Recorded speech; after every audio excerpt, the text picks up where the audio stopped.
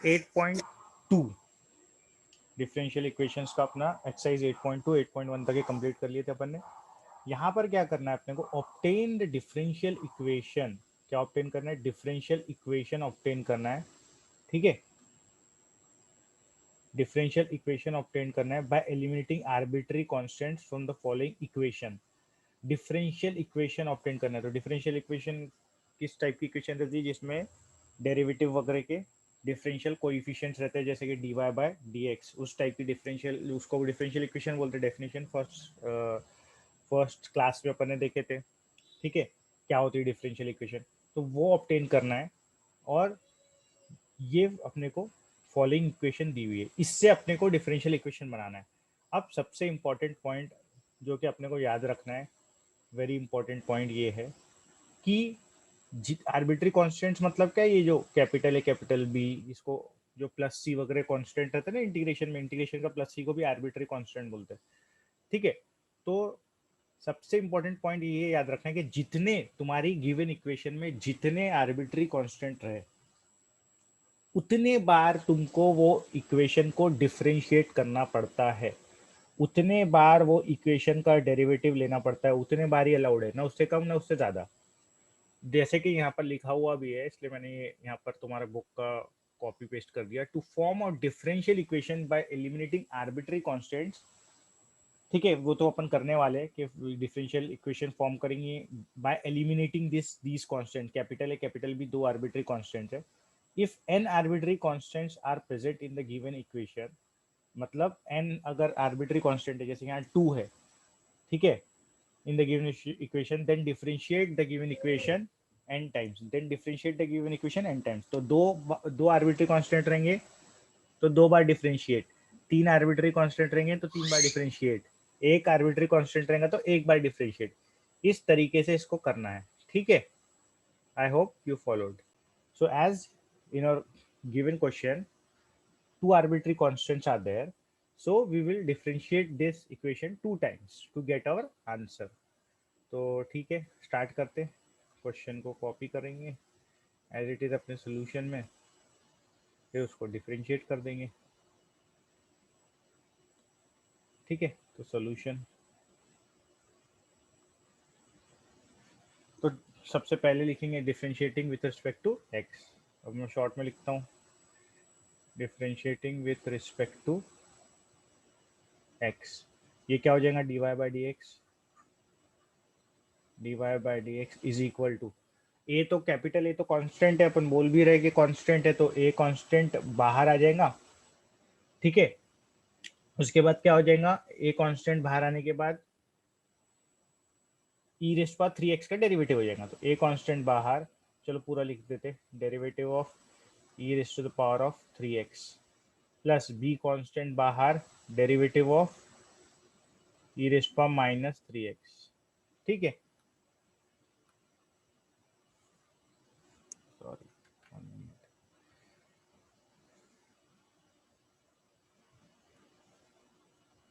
अब उसके बाद ये हो जाएगा, ए तो कांस्टेंट है, ई रेस्ट पावर 3x का डेरिवेटिव क्या होता है? ई रेस्ट पावर 3x का ई रेस्ट पावर 3x होता है, लेकिन यहाँ पर ई रेस्ट पावर मतलब ई रेस्ट पावर एक्स का ई रेस्ट पावर एक्स होता है, लेकिन ई रेस्ट पावर 3x है, तो ई रेस्ट पावर 3x का ई रेस्ट पावर 3x ही होगा, लेकिन 3x का भी डेरिवेटिव, ऊपर का एक्स्ट्रा जो पार्ट है उसका भी डेरिवेटिव लेना पड़ता है चेन रूल से।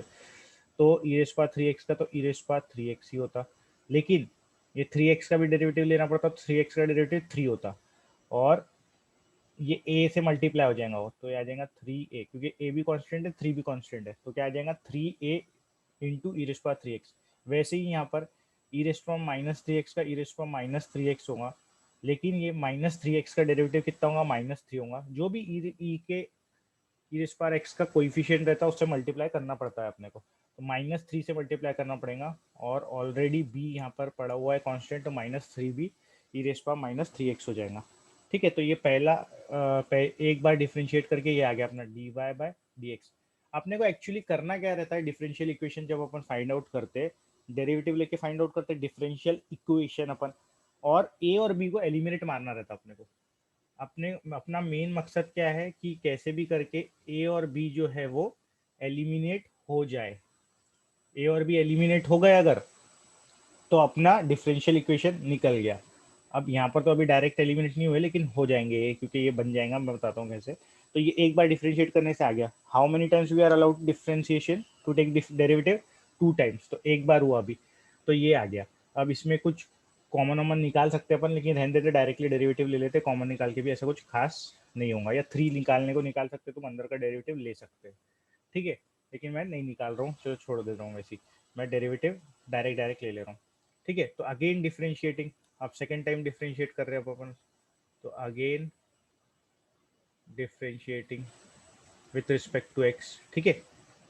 तो ये आ जाएगा अब d2y upon dx2 is equal to, यहाँ पर 3a कांस्टेंट है अगेन, ठीक है। तो 3a और डी डेरिवेटिव ऑफ कौन क्या, e race power 3x, d by d x of e race power 3x, फिर माइनस 3 भी अगेन कांस्टेंट है, derivative of e race to the power of minus 3x, ठीक है। तो अगेन यहाँ पर आ जाएगा 3a और वही डेरिवेटिव क्या हो जाएगा, ई रेस पावर 3x का ई रेस पावर 3x इंटू 3, तो 3 3 जार कितना हो जाएगा 9, तो 9a ई रेस पावर 3x। अब देखो यहाँ minus e race power minus 3x का क्या हो जाएगा, ई रेस पावर माइनस 3x हो जाएगा। 3 भी पहले से ही बाहर है कांस्टेंट, और -3 से मल्टीप्लाई होगा, तो -3 से मल्टीप्लाई होगा, तो -3 इंटू -3, ये +9 आ जाएगा, ये आ गया। अब देखो यहाँ पर तुम अच्छे से 9 9 जो है वो मैं कॉमन ले सकता हूँ, तो मैंने अगर 9 कॉमन ले लिया, अगर मैंने 9 कॉमन ले लिया, तो मेरा ब्रैकेट में क्या क्या बचा, ये d2y अपॉन dx2 चल रहा है अपना, है ना। 9 मैंने अगर कॉमन ले लिया, तो ब्रैकेट में देखो क्या बचा, capital A E raised power 3x plus, एक मिनट, यहाँ बी लिखना भूल गया मैं, यहाँ पर बी भी आएगा, ठीक है। तो और यहाँ पर क्या आ जाएगा, B E raised power -3x, ठीक है। अब ये रेड पार्ट को ऑब्जर्व करो तुम, वही तो y दिया हुआ है, ये रेड पार्ट क्या है जो क्वेश्चन में y दिया हुआ है मेरे को, that is a into e raised power 3x plus b dot e raised power -3x, ये क्या दिया है, y दिया है।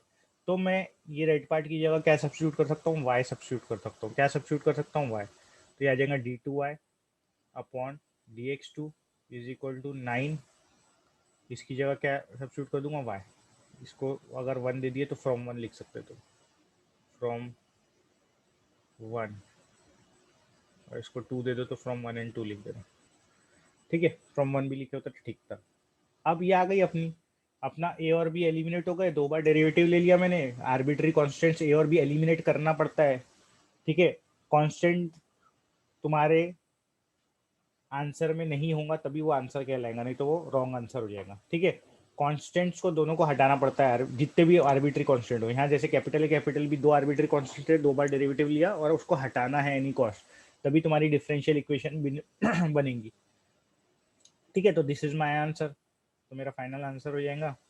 इसको ऐसे भी छोड़ सकते हैं, this this can also be said as an answer, या अगर बुक में के हिसाब से थोड़ा सा करना है, तो बुक में मेरे ख्याल से ऐसा किया होगा उसने, इज इक्वल टू 0 करके, इसको बोलाऊंगा differential equation, d2y upon dx2 minus 9y is equal to 0। ये भी आंसर है, ये भी आंसर है, दोनों करेक्ट है आंसर, ठीक है। तो ऐसा करके अपन ने ए और बी को एलिमिनेट करके डिफरेंशियल इक्वेशन बना लिए, जिसमें कि डिफरेंशियल कोएफिशिएंट है, जैसे कि ये d2y अपॉन dx2। अब कोई डाउट है किसी को तो पूछ लो first. Now second question, again we have to find differential equation, ठीक है। ये फंक्शन दिया है, इसका डिफरेंशियल इक्वेशन फाइंड आउट करना है। तो यहाँ पर कितने आर्बिट्री कांस्टेंट दिख रहे तुमको, यहाँ 2 आर्बिट्री कांस्टेंट है, देखो एक C1 है, एक C2 है, तो 2 आर्बिट्री कांस्टेंट है, इसका मतलब we have to differentiate this 2 times, we have to differentiate this 2 times and we have to eliminate this C1 and C2, ठीक है। तो C1 और C2 को एलिमिनेट करना है और 2 बार डिफरेंशिएट करना है, तो it's a quite easy problem, उतना कोई टफ नहीं है, डायरेक्टली डिफरेंशिएट करो इसको, लिख दो differentiating with respect to x, ठीक है। तो ये आ जाएगा dy by dx is equal to, ठीक है, डेरिवेटिव ऑफ ये पहला टर्म प्लस डेरिवेटिव है दूसरा टर्म, तो डेरिवेटिव ऑफ C2 तो कांस्टेंट है, और कांस्टेंट का डेरिवेटिव क्या होता है 0, और ये D by d x of C1 constant है, तो C1 बाहर निकल गया, डेरिवेटिव ऑफ 1 बाय एक्स आ गया यहाँ, ठीक है। C1 कांस्टेंट और कांस्टेंट बाहर, डेरिवेटिव ऑफ 1/x। ठीक है, अब ये तो 0 हो गया, C1 एज इट इज आएगा। 1/x का डेरिवेटिव होता -1/x²। क्या होता? -1/x²। तो ये C1 इंटू -1/x² क्या आ जाएगा? -C1/x², क्योंकि 1/x का डेरिवेटिव होता -1/x²। ठीक है, तो ये dy/dx आ गया। अब एक बार डिफरेंशिएट कर दिया मैंने, मेरे को 2 बार डिफरेंशिएट करना है। और C1 तो मैंने C2 एलिमिनेट कर दिया, अब C1 एलिमिनेट करना है। तो अब अच्छे से गौर करो मैं क्या बोल रहा। अगर मैं ये यहाँ पर डायरेक्टली डिफरेंशिएट कर दूँ, या अगर मैं यहाँ पर डायरेक्टली डिफरेंशिएट कर दूँ, तो ये C1 अगेन बाहर निकल जाएगा। ठीक है, और 1/x² का डेरिवेटिव आ जाएगा, है ना। तो लेकिन C1 एलिमिनेट नहीं हो पाएगा, C1 एलिमिनेट नहीं हो पाएगा, क्योंकि C1 ये वेरिएबल के साथ में है ना। तो C1 बाहर निकलेगा और 1/x² का जो भी डेरिवेटिव आएगा उससे मल्टीप्लाई होगा, तो फिर से C1 रह जाएगा। और मेरे को तो एक ही बार डिफ्रेंशिएट करना अलाउड है। और तो मैं क्या करूँगा, मेरे को तो मेन मकसद ये C1 को उड़ा दूँ, कैसे भी करके एलिमिनेट कर दूँ, तभी मेरी डिफरेंशियल इक्वेशन बनेगी। तो मैं क्या करता हूँ, ये C1 को अकेला कर देता, क्योंकि अकेला करने में कांस्टेंट को अकेला करे तो उसका डेरिवेटिव क्या हो जाता? 0 हो जाता। तो मैं ये x² को यहाँ पर मल्टीप्लाई करके लेके चले जाता हूँ। ठीक है, यहाँ पर मल्टीप्लाई करके लेके चले जाता, ताकि C1 का डेरिवेटिव लूँ तो डायरेक्टली 0 आ जाए। समझ गया क्या पॉइंट बोला मैंने? कोई डाउट है तो पूछ लेना। ठीक है, तो dy/dx इंटू x² कर दूंगा मैं, इज इक्वल टू -C1। समझे? अब right hand side left hand side दोनों का डेरिवेटिव लूंगा, तो C1 का कांस्टेंट का डेरिवेटिव 0 हो जाएगा और वो उड़ जाएगा। ठीक है, करके मैंने ऐसा किया। तो फिर again differentiating, again differentiating with respect to x। अब यहाँ पर तो प्रोडक्ट रूल लग जाएगा, क्योंकि 2 वेरिएबल्स है, तो यहाँ प्रोडक्ट रूल लगेगा लेफ्ट हैंड साइड में, इधर तो 0 हो जाएगा। तो इधर प्रोडक्ट रूल लगा लेते और डिफ्रेंशिएट कर देते। तो पहला टर्म एज इट इज लिखो, dy/dx को एज इट इज रहने दिया। ये जो पहला टर्म है ये है, सेकंड टर्म ये है, तो पहला टर्म को एज इट इज रहने दिया, सेकंड टर्म का डेरिवेटिव लिया, into dy/dx of x²। Product rule लग रहा है, प्लस अभी x² का डेरिवेटिव हो गया, तो x² को एज इट इज रहने दिया। और dy/dx ऑफ क्या लूंगा, ये फर्स्ट टर्म है ना, फर्स्ट टर्म का डेरिवेटिव, तो dy/dx, derivative of dy/dx is equal to, यहाँ तो 0 आ गया, कांस्टेंट का डेरिवेटिव 0 हो जाता। ठीक है, तो अब ये dy/dx एज इट इज, और derivative of x² dy/dx of x² क्या हो जाता है? 2x हो जाता। तो चलो 2x लिख दिया, यहाँ पर लिखो, यहाँ पर लिखो, मल्टीप्लाई में एक ही बात है, प्लस साइन बीच में। अब x² एज इट इज, अब dy/dx ऑफ dy/dx, मतलब dy/dx का फिर से डेरिवेटिव, dy/dx का फिर से डेरिवेटिव मतलब क्या होता? d2y/dx2 हो जाता, सेकंड ऑर्डर डेरिवेटिव होता ना। 2 बार डेरिवेटिव लो तो क्या आता? d2y/dx2 आता, d2y/dx2 आता। ये dy/dx का होल स्क्वायर नहीं है, ये 2 सेकंड ऑर्डर डेरिवेटिव है। ये dy/dx का फिर से डेरिवेटिव लिए तो d2y/dx2 आता, सेकंड ऑर्डर डेरिवेटिव हो जाता हो, इज इक्वल टू 0। अब मैंने, तुम देखोगे मैंने दोनों आर्बिट्री कांस्टेंट जो थे उसको अपन ने खत्म कर दिए। ठीक है, और पूरा मतलब यानी कि आर्बिट्री कांस्टेंट डिलीट हो गए, मतलब एलिमिनेट हो गए, और ये इक्वेशन आ गई। तो this is nothing but the answer. ठीक है, यही तुम्हारा आंसर है। और इसको थोड़ा सा अच्छे से लिखना है तो ये x² को पहले, ये d2y वाले टर्म को पहले लिख लो, बाद में सेकंड टर्म को लिख लो, बात वही है, कुछ ऐसा खास डिफरेंस नहीं है उसमें। ठीक है, तो ये अपन आंसर में ऐसे लिख सकते हैं कि x² d2y/dx2 plus 2x dy/dx is equal to 0। तो दिस इज माय आंसर। वो पहले ऊपर वाला भी आंसर है, नीचे वाला भी आंसर है, दोनों आंसर है। ठीक है, दोनों आंसर है, कोई डिफरेंस थोड़ी है, मैं a+b करो या b+a करो, दोनों एक ही बात है, थोड़ा सा स्टैंडर्ड फॉर्म है लेकिन। ठीक है, तो ये सेकंड क्वेश्चन हो गया। अब कोई डाउट है तो third question, y is equal to C1 plus C2x, और पूरा ये मल्टीप्लाइड बाय है ब्रैकेट के साथ, ब्रैकेट इसलिए दिया ताकि दोनों टर्म मल्टीप्लाई हो रहे e⁻⁴ से। अब यहाँ पर सॉरी, अब यहाँ पर आर्बिट्री कांस्टेंट कितने हैं? 2 है, ये C1 C2। मतलब हमको कितने बार डिफरेंशिएट करना पड़ेगा? We have to differentiate this equation 2 times to get our differential equation. 2 बार डिफरेंशिएट करना पड़ेगा, और 2 बार डिफरेंशिएट में ये देखना पड़ेगा कि C1 C2 उड़ जाए, क्योंकि वो एलिमिनेट करके ही तो अपनी डिफरेंशियल इक्वेशन आती। तो अगर मैंने एक बार डिफरेंशिएट किया डायरेक्टली, समझो यहाँ से मैंने डायरेक्टली इसको ही डिफरेंशिएट कर दिया, तो यहाँ प्रोडक्ट रूल वगैरह लग जाएगा, और थोड़ा सा ये एलिमिनेट होने में थोड़ा सा दिक्कत जा सकती है, ठीक है, क्योंकि प्रोडक्ट रूल लगेगा वगैरह वगैरह। तो इसलिए मैं क्या करूँगा, देखो इसको, मेरे को ये C1 को तो क्योंकि एलिमिनेट करना ही है, ये अगर इससे मल्टीप्लाई हो गया C1, ठीक है, तो क्या हो जाएगा, C1 इंटू ई रेस पार एक्स हो जाएगा वो, और फिर C1 एलिमिनेट नहीं हो पाएगा क्योंकि वो इसके साथ आ जाएगा, और C1 ई रेस पार एक्स का डेरिवेटिव क्या हो जाएगा, C1 ई रेस पार एक्स ही हो जाएगा, है ना, इसका डेरिवेटिव। तो ये एलिमिनेट नहीं हो पाएगा C1। तो मेरे को तो C1 को एलिमिनेट करना है, तो थोड़ा सा कभी कभी सोचना पड़ता है इसमें, है ना। मेरे को तो C1 एलिमिनेट, डायरेक्ट डेरिवेटिव लेके काम नहीं बनेगा, जैसे यहाँ पर डायरेक्ट डेरिवेटिव लेता था तो प्रॉब्लम होती थी वाले स्टेप में, इसलिए मैंने ये समझाया कि एक्स स्क्वायर को इधर लिया, है ना, क्योंकि मेरे को C1 को एलिमिनेट करना है।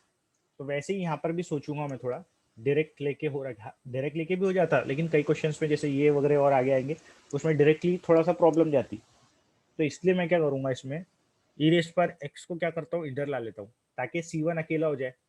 फिर जैसे यहाँ पर C1 को अकेला किया था -C1 को, वैसे ही यहाँ पर C1 को अकेला करने के लिए, क्योंकि एक एक तो आर्बिट्री कांस्टेंट खत्म हो जाएगा अगर C1 को अकेला कर दिया और डेरिवेटिव ले लिया तो ये ई रेस पार एक्स को इधर ला लेता हूँ, राइट लेफ्ट हैंड साइड। तो मेरा y इज इक्वल टू, ये ई रेस पार एक्स नीचे आ गया क्योंकि वहाँ ऊपर था, और यहाँ पर आ गया C1 प्लस C2 एक्स। अब देखो एक बार डेरिवेटिव लिया तो तुम्हारा C1 कांस्टेंट का डेरिवेटिव 0 हो जाता, और एक आर्बिट्री कांस्टेंट तो उड़ ही जाता। दूसरे का बाद में देखते हैं, differentiating with respect to x. अब ये y इंटू ई रेस पार एक्स है यहाँ, या तो तुम्हारी मर्जी है, या तो इसको y into e raised power minus x लिख दो और प्रोडक्ट रूल लगा दो, या y डिवाइडेड बाई रेस पर एक्स, मतलब ये यहाँ पर वो लग जाएगा, अपना डिवीजन रूल लग जाएगा। लेकिन डिवीजन रूल में थोड़ा सा वो होता है, उससे अच्छा क्या करते हैं अपन, प्रोडक्ट रूल लगा लेते हैं, इसको एक और स्टेप लिख देते, ऐसा करके y डॉट ई रेस पर माइनस एक्स, इसको ऊपर लाएंगे तो पावर क्या है इसका, माइनस हो जाएगा, पॉजिटिव एक्स है तो माइनस एक्स हो जाएगा, और ये हमारा C1 प्लस C2 एक्स हो गया, ठीक है। अब डिफ्रेंशिएट करो और यहाँ पर प्रोडक्ट रूल लगा दो लेफ्ट साइड में, तो इजी, थोड़ा इजी जाएगा वो हल्का सा। तो यहाँ प्रोडक्ट रूल लगेगा दो, क्योंकि फंक्शंस है, दो वेरिएबल है, ठीक है। तो y into derivative of e race to the power of minus x, है ना, plus e race power minus x as it is derivative of y, derivative y क्या होता है, dy by d x, is equal to C1 का derivative 0 हो गया, C2 बाहर आएगा, और x का डेरिवेटिव क्या होता है 1 होता, तो C2 बचेगा वहाँ, ठीक है। अब यहाँ पर देखोगे तो डेरिवेटिव y इंटू डेरिवेटिव ई रेस पर माइनस एक्स, ई रेस पर माइनस एक्स, और ये माइनस एक्स का डेरिवेटिव क्या होता, -1 होता। तो ये अपन ने यहाँ पर इतना कर दिए, ठीक है, प्लस प्लस ई रेस पर minus x as it is, और d y by d x, तो d y by d x ही है, ठीक है। और यहाँ पर क्या बचा, C2 बचा, यहाँ पर क्या बचा, C2 बचा। तो इस तरीके से ये आ गया अपना। अब अगर तुम देखोगे तो एक बार डेरिवेटिव लेने से मेरा C1 उड़ गया है, अब दूसरी बार एक और बार डेरिवेटिव लूंगा तो C2 उड़ जाएगा मेरा, दो बार डेरिवेटिव वाला उठा, एक बार ले चुका हूँ यहाँ पर, अब सेकेंड बार और ले लूंगा तो ये C2 उड़ जाएगा, तो मेरा आंसर आ जाएगा। तो नेक्स्ट इसमें अपन एक और बार डेरिवेटिव इसका लेते हैं, नेक्स्ट स्लाइड पे, वन मोमेंट।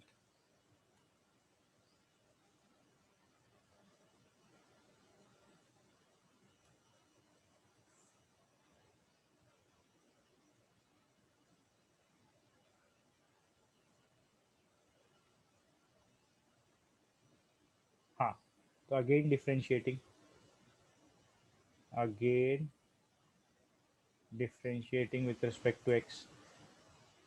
तो ये देखो यहाँ पर दो वेरिएबल है, प्रोडक्ट रूल लगेगा, यहाँ पर भी दो वेरिएबल है, प्रोडक्ट रूल लगेगा, तो दो जगह प्रोडक्ट रूल लगेगा, है ना। C2 तो 0 हो जाएगा, तो प्रोडक्ट रूल, तो प्रोडक्ट रूल लगाने के लिए -y चलो एज इट इज रखा, d by d x of क्या लू, ई रेस पर माइनस एक्स, प्लस अब ई रेस पर minus x as it is, है ना, और derivative of this minus y, या माइनस साइन को बाहर ही रहने दो ना, इट्स बेटर कि माइनस साइन को बाहर रह के पूरा निकाल लो, वो ज़्यादा बेटर रहेगा। ठीक है, तो क्या करता हूँ मैं, एक मिनट बस, ये जो माइनस साइन है, ये माइनस ये था ना, इसको ब्रैकेट में डाल के माइनस को बाहर ही रहने देता हूँ। ठीक है, तो ये यहाँ पर माइनस साइन बाहर आ जाएगा। ठीक है, तो ये हो जाएगा y into d by d x of e race पर माइनस एक्स, फिर ई रेस पर minus x as it is d y by d x, y का derivative d y by d x.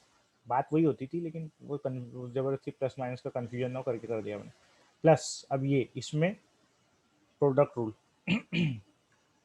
ठीक है, इसमें प्रोडक्ट रूल, अब देखो e race पर minus x as it is रखा, डेरिवेटिव ऑफ सेकेंड टर्म लिया जो कि है d y by d x. ठीक है, अब प्लस साइन बीच में d y by d x as it is रहेगा क्योंकि वो सेकेंड टर्म है, और डेरिवेटिव ऑफ ई रेस पर माइनस एक्स आएगा, डेरिवेटिव ऑफ ई रेस पर माइनस एक्स आएगा। तो ये देखो, ये इसका डेरिवेटिव भी कंप्लीट हो गया है यहाँ पर। ठीक है, तो थोड़ा तुमको और अच्छे समझ जाए तो इसको ब्रैकेट देता हूँ ताकि समझ जाए कि ये इसका है। इज इक्वल टू क्या आ गया, डेरिवेटिव सी टू कॉन्स्टेंट है, जीरो आ गया। अब डेरिवेटिव लिख लेते हैं, माइनस साइन के साथ ही है वो, तो माइनस साइन बाहर ही अभी रहने देते हैं। ठीक है, y into derivative of e raise minus x, तो क्या आ जाएगा, माइनस साइन आ जाएंगी, एक माइनस एक्स का डेरिवेटिव क्योंकि माइनस वन होता, तो माइनस वाई, तो as it is derivative e raise minus x क्या होता है, इरेस्वा माइनस एक्स ही होता है, और माइनस वन से मल्टीप्लाई होगा तो माइनस साइन आ गई है। अब plus e raise minus x as it is d y by d x, क्योंकि वाई का डेरिवेटिव था d y by d x, तो d y by d x as it is, ये दोनों पे माइनस साइन लग जाएंगी, तो ये प्लस हो जाएगा, ये माइनस हो जाएगा। ठीक है, अब प्लस ई रेस पर minus x as it is है, derivative of d y by d x क्या हो जाता, d two y upon d x two, plus d y by d x ऐसे ही है, लेकिन d y by d x तो ऐसे ही आएगा, d y by d x, e race पर माइनस एक्स का डेरिवेटिव क्या होता है, ई रेस पर minus x into minus one, into क्या होता है, माइनस वन होता है क्योंकि माइनस एक्स का डेरिवेटिव माइनस वन, तो ये प्लस जो है माइनस में बदल जाएगा, इज इक्वल टू जीरो। अब इधर माइनस साइन लगाते और देखते कुछ कैंसलेशन कॉमन वॉमन क्या जा रहा है अपना, वो देख लेते अपन। ठीक है, तो माइनस साइन अंदर घुसा लिया तो इसको माइनस माइनस प्लस हो गया है, तो ये आ जाएगा वाई ई रेस पर माइनस एक्स, और यहाँ पर माइनस ई रेस पर minus x d y by d x, है ना।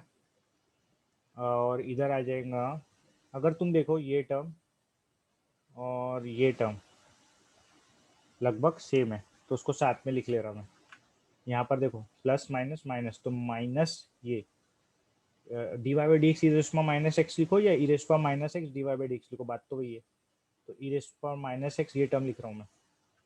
ठीक है, d y by d x, और फिर ये टर्म बच गया था, ये टर्म लिख लेते हैं, क्या है वो, plus e raise minus x d two y upon d x two is equal to zero. अब ये दोनों सेम टर्म है, और माइनस माइनस है, दोनों की साइड माइनस माइनस है, तो माइनस टू हो जाएगा वो, जैसे माइनस एक्स क्या होता है, माइनस टू एक्स होता है, उसी तरीके से। ठीक है, तो अपन इसको लिख लेते हैं, y इंटू ई रेस पर minus x minus two times e race पर minus x d y by d x, ये दोनों मिला के एक टर्म बन गए, प्लस ई रेस पर minus x d two y upon d x two is equal to zero. अब तुम देखोगे हर एक टर्म में ई रेस पर माइनस एक्स है, हर एक टर्म में, यहाँ पर भी, यहाँ पर भी, यहाँ पर भी। तो directly what you can do is divide by e race पर minus x, directly divide by e race पर माइनस एक्स, या ई रेस पर माइनस एक्स को कॉमन लेके बाकी सब टर्म्स लिखो, और ऐसा इमेजिन करो कि वो लेफ्ट राइट हैंड साइड पे चले गया, तो zero divided by e race पर माइनस एक्स, कुछ नहीं बचता, या directly you can cancel also, कोई टेंशन नहीं है। हर टर्म में से ई रेस पर माइनस एक्स, ई रेस पर माइनस एक्स, डिवाइड इक्वेशन में डिवाइड करते ना अपन, वैसे ही पूरा डिवाइड मार दे रहा है। ठीक है, तो क्या बचेगा अपना, ये बचेगा, देखो अब मैं डी टू वाई वगैरह का टर्म पहले लिख लूँ। ठीक है, क्योंकि ये पहले लिखते जनरली आंसर में अपने, तो ये टर्म लिख रहा हूँ अब मैं, तो ये आ जाएगा d2y, देखो ये टर्म पहले लिख रहा लास्ट वाला d2y अपॉन dx2, उसके बाद dy बाई डी एक्स वाला टर्म लिख रहा हूँ, तो -2 dy by d x plus ये y बचा सिर्फ यहाँ y इज इक्वल टू 0। ठीक है, so this is our answer, ये अपना डिफरेंशियल इक्वेशन आ गई ऑफ द गिवन फंक्शन। मैंने दोनों कांस्टेंट को एलिमिनेट कर दिया, उसके बाद थोड़ा सॉल्व वॉल्व करके आगे बढ़ाना पड़ा, क्योंकि माइनस माइनस दो हो रहे थे और सबको जमा लिया साथ में, और फिर e माइनस एक्स को उड़ा दिया हर जगह से, तो ये मेरे को बचा। This was my answer. तो अपन ने स्टार्ट करे थे यहाँ से C1 और C2। सबसे पहला स्टेप ये थोड़ा सा याद रखने लायक है कि मैंने e माइनस एक्स को उधर लेके चले गया हूँ, ये स्टेप में थोड़ा सा वो किया हूँ, e माइनस एक्स को यहाँ पर लेके चले गया। ठीक है, तो ये थोड़ा सा पता होना, क्योंकि ऐसा क्या कि C1 तो भी जीरो हो जाए, C1 कांस्टेंट अकेला होगा तभी तो जीरो होगा ना, क्योंकि कांस्टेंट का डेरिवेटिव क्या होता है, जीरो। एक्स के साथ आता था तो फिर वो C1 डॉट एक्स ही होता था इसका डेरिवेटिव, तो अपना पर्पस सॉल्व नहीं हो पाता था बराबर। That's why I have done that. तो ये थोड़ा सा स्टेप याद रखना है, और इसके पहले भी बताया था कौन सा स्टेप याद करना है क्वेश्चन नंबर 2 में, कौन सा याद रखना है। तो ये अपना हो गया यहाँ पर third question. Now we will move on to the fourth question. Now fourth question, अब फोर्थ क्वेश्चन में तुम देखो थोड़ा सा डिफरेंट है, ये e3x है या e2x है, और अपने पहले वाले क्वेश्चन में ये e था, तो मतलब सेम टर्म मल्टीप्लाई हो रहा था दोनों दोनों फैक्टर से, C1 C2 से, दोनों आर्बिट्री कांस्टेंट से। लेकिन यहाँ पर एक जगह e3x मल्टीप्लाई हो रहा है, एक जगह e2x मल्टीप्लाई हो रहा है, तो directly we can't eliminate any term, कि वो जैसे मैंने क्या किया था, जो भी था उसमें 2x वगैरह या एक्स था, उसको डायरेक्ट नीचे लेके चले गया था। तो यहाँ पर तो ये कॉमन निकलेगा नहीं, ये दोनों जगह अलग अलग टर्म है, तो डायरेक्टली e2x या कुछ नीचे नहीं लेके जा पाऊंगा मैं e या e3x। तो ऐसे में क्या करना पड़ता अपने को, डायरेक्टली नहीं लेके जा पा रहा तो मैं जो लेके जा पा रहा उसको ही लेके चल जाओ कम से कम। तो यहाँ दोनों में से कॉमन क्या निकलेगा, ये दोनों टर्म में से e2x कॉमन निकलेगा। क्या कॉमन निकलेगा, e2x, क्योंकि e2x इधर है, इधर e3x है, तो कॉमन क्या आ रहा है, e2x आ रहा। तो देखते हैं y is equal to C1 e3x है। अब अगर मैंने e2x कॉमन निकाल लिया सपोज, ठीक है, सपोज वन मोमेंट, सपोज मैंने क्या किया, e2x कॉमन निकाल लिया, सॉरी e2x दोनों टर्म में से ऑब्वियसली कॉमन निकाल रहा हूँ, तो ब्रैकेट में यहाँ क्या बचेगा, C1 बचेगा। और e3x कैसे बनता है, e x into e into e से, और e2x बाहर निकल गया, तो सिर्फ x बचेगा। देख लो, when when base are common power gets added, तो ये बेस कॉमन है, मल्टीप्लाई होगा तो 2x प्लस एक्स 3x बन जाएगा। ठीक है, तो प्लस साइन बीच में, यहाँ तो e2x पूरा बाहर निकल गया, तो C2 बच गया। तो मैंने क्या किया, जो कॉमन निकल सकता था वो निकाल लिया इस केस में। अब जैसे कि पिछले क्वेश्चन में इसको नीचे लेके गया था y के, इसको भी मतलब दोनों तरफ डिवाइड करना है वो एक्चुअली, राइट हैंड साइड और लेफ्ट हैंड पे e2x से डिवाइड करना भी बोल सकते हो तुम उसको।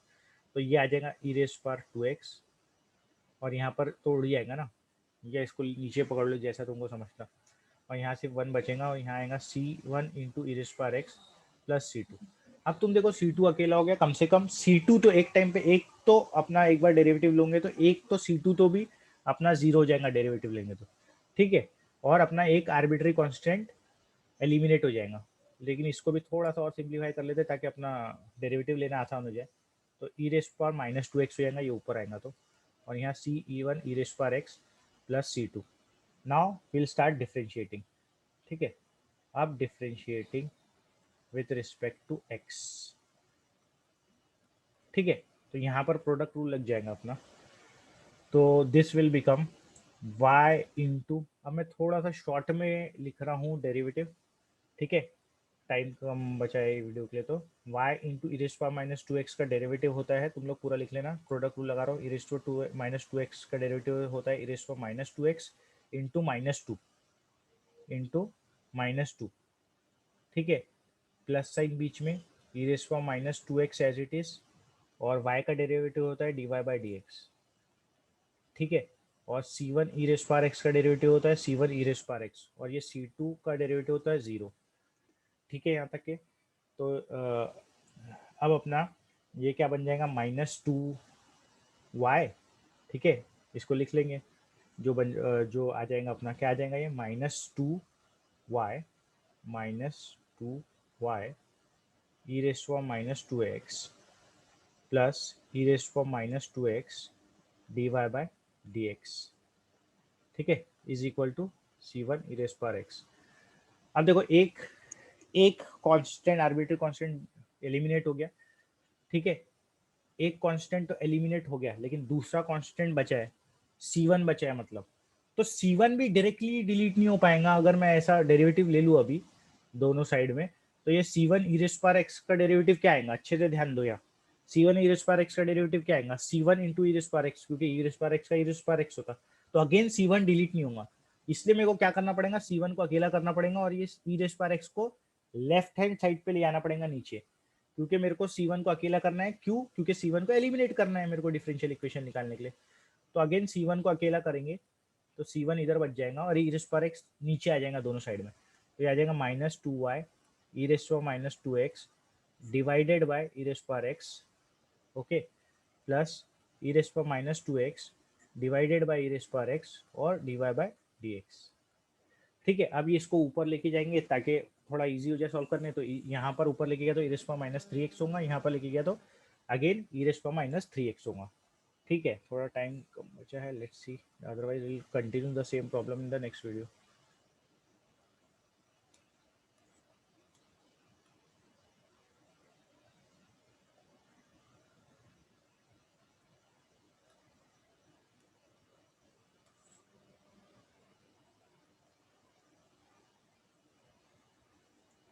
देखो अब यहाँ पर देखो, ये -2y एज इट इज, ये ई रेस पर -x ऊपर जाएगा, तो ई रेस पर -2x इंटू ई रेस पर -x हो जाएगा वो। ठीक है, और वो क्या बन जाएगा, ई रेस पर -3x बन जाएगा, प्लस यहाँ पर भी ई रेस पर -3x बन जाएगा। ठीक है, दोनों जगह ई रेस पर -3x बन गया, और यहाँ क्या आ जाएगा, dy by dx is equal to c1। Now it's easy, take derivative, ये c1 एलिमिनेट हो जाएगा, तो again differentiating, you will get the answer once you differentiate this again. तो यहाँ पर प्रोडक्ट रूल, यहाँ पर भी प्रोडक्ट रूल लगाना पड़ेगा। ठीक है, तो ये यहाँ से सेकेंड वाला जो प्रोडक्ट रूल है, सेकेंड डिफरेंशिएशन जो है, जो प्रोडक्ट रूल लगाना पड़ेगा दोनों जगह, विल कंटिन्यू इन द